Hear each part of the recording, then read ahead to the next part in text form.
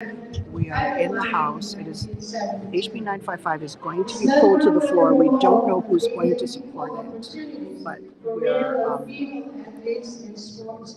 we are making the record nonetheless. So we're going to do our best to capture who votes with it and who votes against it or doesn't vote. In this case, only a vote in support counts at all. So any vote that is silence is a vote against it. And it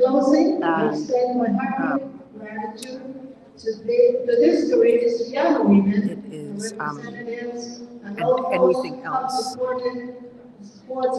doesn't mean anything. So it will be pulled to the floor. We'll see what happens. There's a lot of politics going on, so we're basically making the record because next year is a completely different game. So we want to make sure that they know.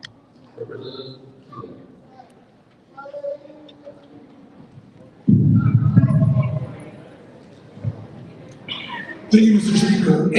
At this time, may I please ask Her Honor just to stand. Thank you to the brave flight of Ashley, Alexis, Abby, and Tatiana, the Department of Education and the Office of Interscholastic Athletics entered preliminary settlement with the plaintiffs this past October. The U.S. District Court of February 16 upheld this agreement, signaling a significant step towards fair accommodations and equal treatment for female athletes, not just at James Campbell High School, but across the public high school campuses of Hawaii.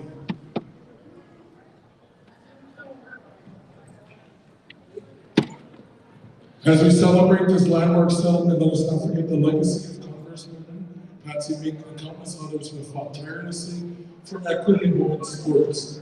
Their legacy lives on through the continued efforts of individuals like Ashley, Alexis, Carrie, and Kelly, who embody the spirit of resilience and advocacy. In closing, I extend my heartfelt gratitude to these courageous young women and their representatives and all who have supported them in this endeavor. May your bravery continue to inspire us all here in the House, the legislature, and the state, where every individual, regardless of your gender, can excel and succeed. Mahalo.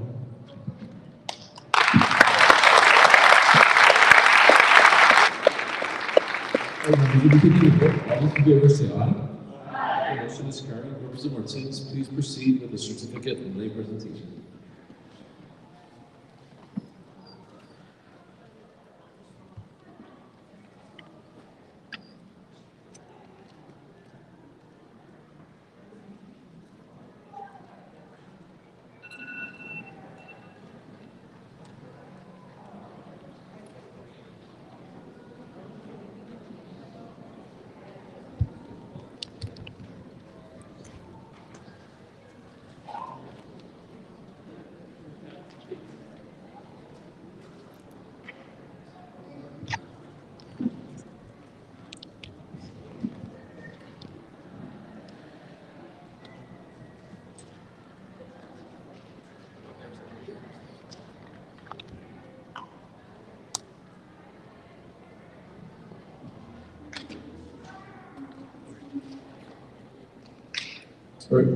Members, the chair will call a recess to allow the members of the House to meet and congratulate the honorables. Recess.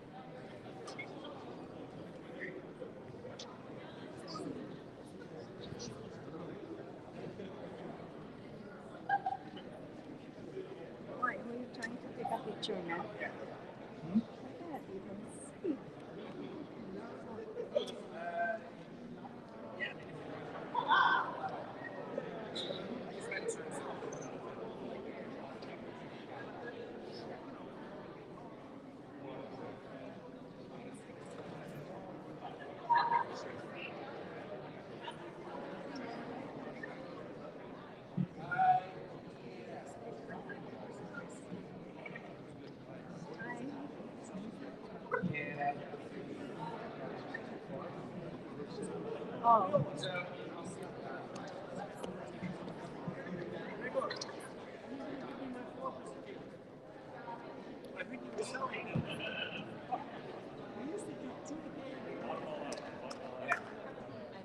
Is that the last one?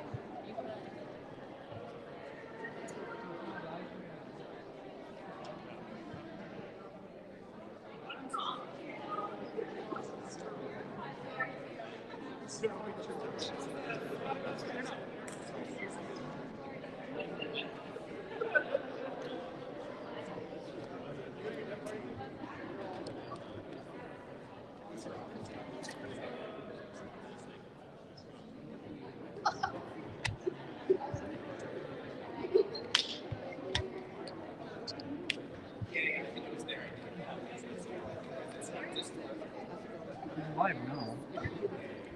You are? Yeah. Okay, if they're ready.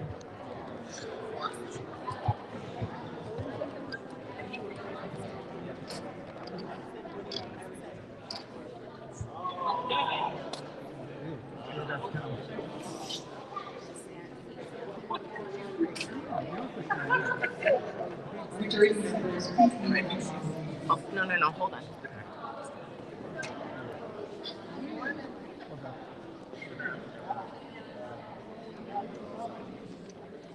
Stand there. No, I'm going to stand there.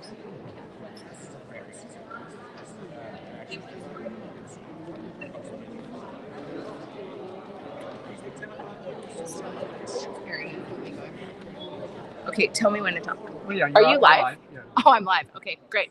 Hi, everybody. I'm Rebecca Botello, and I am a birth worker here in our community.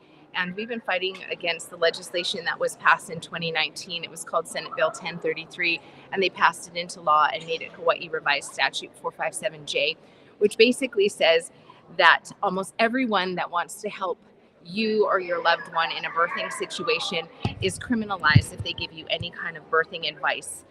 Even something as simple as maybe a tea that might help to drink during pregnancy. The law is really complicated, but you can go to pacificbirthcollective.org. I'm not sure, is it pacificbirthcollective.org? Okay, for more information, or Hawaii Home Birth Collective online, and it can tell you a lot more about Hawai'i Revised Statute 457J. So today, the reason why I'm standing here in the House Gallery, and we are awaiting one of the brave representatives who will motion to bring HB 955 to the floor. And what that means is we as a collective group supporting our community that wants freedom of birth choices, the ability to choose where you give birth, the ability to choose who's at your birth or who supports you before, during, and after your birthing experiences. We're fighting for that today, and we've been fighting here for a long time. This is probably 10 to 15 years in the making, protecting traditional midwifery, traditional birth work, cultural birth work, religious birth work here in Hawaii, and really protecting your rights to have birth the way that you desire and not with state intervention and state interference. So we're here today. Today is March 7th, 2024. And we're standing in the House Gallery. There's just a few of us here to witness today, although we had hundreds of people here last week, Friday, March 1st, 2024, sitting in the House Gallery asking for the same thing: bring House Bill 955 to the floor.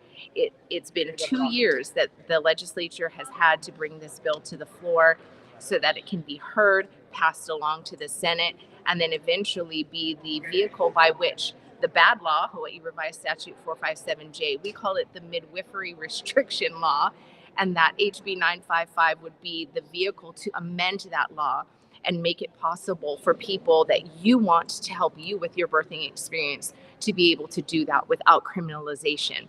So we're awaiting the end of the break here. The speaker called for a recess, and I understand that they are in their caucus rooms right now. So the Democrats went to one side, the Republicans went to the other.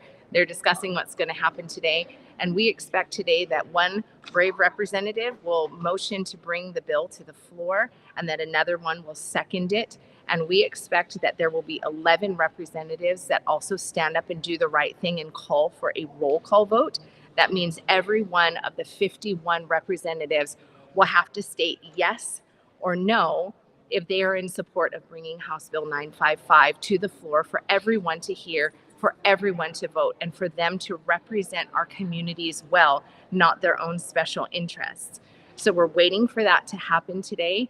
And by the time this floor session is over, whatever has passed the House third reading will be just kind of simplifying everything. It will be passed over to the Senate, and then we will talk to the 25 senators and make sure that they are in the right, that they are protecting your constitutional and your religious rights to have birth the way that you want it. Currently, there is a lawsuit that was filed on February 27th, 2024. It's called Kaho'ohanohano versus the state of Hawaii. And what that means is that one of our brave warriors, Ki'i Kaho'ohanohano, and 8 other beautiful people from Maui are standing up for your freedoms to have birth the way that you want it. And what they're doing is they have sued the state along with the assistance of the Center for Reproductive Rights. And please assist me, the Native Hawaiian Legal Corporation. Native Hawaiian Legal Corporation. Thank you. I don't have any notes in front of me. This is all extemporaneous. So those 2 groups together have supported these 9 women. To my understanding, there are 3 traditional birth workers, 3 student birth workers, and there are 3 community members that have spoken up and said, we want to be able to have the support of any birth worker that we choose, and we don't want the state to interfere with that because it crosses the boundaries of human rights, constitutional rights, cultural rights, religious rights. And so this lawsuit was filed against the state, against the Attorney General, against the DCCA. And we know that that's kind of in process. So we've got the legislative option right here today, which is for House Bill 955 to pass a third reading and get kicked over to the Senate so that they can deliberate and use that as an amendment to the midwifery restriction law of 2019. Now we're going to work on the judicial branch and use that lawsuit to bring judicial justice. And we're also going to call on the executive branch, which is the governor, Governor Josh Green. We expect that you will consider very carefully everything that's going on with this court case. We've been here year after year requesting that the legislature amend a bad law, and that has not happened. So it may be up to you to call for a moratorium on HRS 457J and put a stop to it until all of this legalities can be settled so that birthing families in Hawaii are not denied their rights to have birth the way that they choose. So again, here we are. It's pretty empty. You can see behind me. Because they're all in the caucus talking about what decisions they're going to make. And we believe that there are going to be at least 11 representatives that do the right thing and that call for a roll call vote so that you, the public, can hear what all 51 members of this House think about protecting your rights as birthing families now, or your children or your grandchildren's rights as birthing families in the future, to be able to have access to the maternal and infant care that they trust the most. If they want to go to a hospital, great. If they want to use the services of someone who is a certified nurse midwife in a hospital situation, that's fabulous. But we know that there's some of you out there that is not your personal belief. You want to give birth perhaps at home, perhaps at somebody else's home, perhaps in another setting of your choosing with a traditional birth worker, a cultural midwife, a religious midwife, and you want that option for you, for your children, and for your grandchildren. So we've got to fix this law now. If the legislature is not going to do it, you'll know probably by the end of today which one of the 51 representatives is not actually representing your rights to choose. And you can speak up about that in the next election, because I believe that there's an election happening this year and some people are going to be in the hot seat for whatever choice they stand and make today. So we hope that helps you a little bit. Again, this is off script for me. I'm practicing my reporting skills off the cuff. So we'll see. We'll see what happens. Thanks for tuning in. And thank you for our trusty worker here behind the camera. Oren, you're awesome. I think it's important to remember, if we can remember, that this is their last chance. Basically, we're here more than anything to be clear on what they are going to do for the record, because this matter from here if nothing gets passed today, then this leaves their hands and it goes into the other hands that we are working with. So that would be, again, legal through the court cases that are happening right now. Also, it goes into the community itself, because if anything happens to anyone, any birth practitioner in the community, we can expect a very strong response. And so we will be preparing for that. We will also be preparing for the United Nations. We need to remember that all of this is illegal, that we are in an occupied country, and the government of this occupied country has been oppressing the people for quite some time. And there's a lot of misunderstanding about Hawaii, because there's an assumption that, oh, it's paradise, it's a nice place for vacation, it's it's all of these things, and that we have a very liberal government and this kind of thing. Now you can see that when it comes to a basic fundamental human right, this government is not willing to protect it. It has not been willing to protect it. So what we are doing is we're exhausting the legislative remedy at this moment. We have already exhausted the administrative remedy, other than Josh Green himself, who is next. And let's remember that he is a medical professional in a multiple faceted health crisis. We have a health crisis in Lahaina, arising from the fires that are essentially caused by land and water theft. We have a maternal health crisis in which Native Hawaiians and Pacific Islanders have the highest maternal mortality of any ethnic group in the so-called United States. So to emphasize how serious that is, the death rate for mothers, and these are not home birth mothers, these are hospital mothers, mothers who have given birth in the hospital, are dying at a higher rate than any other ethnic group, higher than Black people. And we already know that there's an extremely high death rate for African Americans, and also for and people who may not, people of African descent who may not identify as Americans either, and also Native Americans, who also have an extremely high death rate. But still, Native Hawaiians and Pacific Islanders are the highest. And a lot of that has to do with what we call obstetric violence. That's an actual medical term, obstetric violence, and basically poor care, overall terrible health care.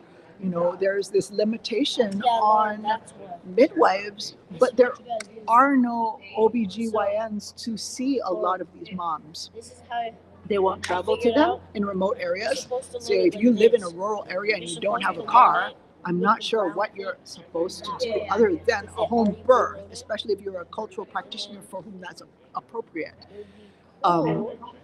They are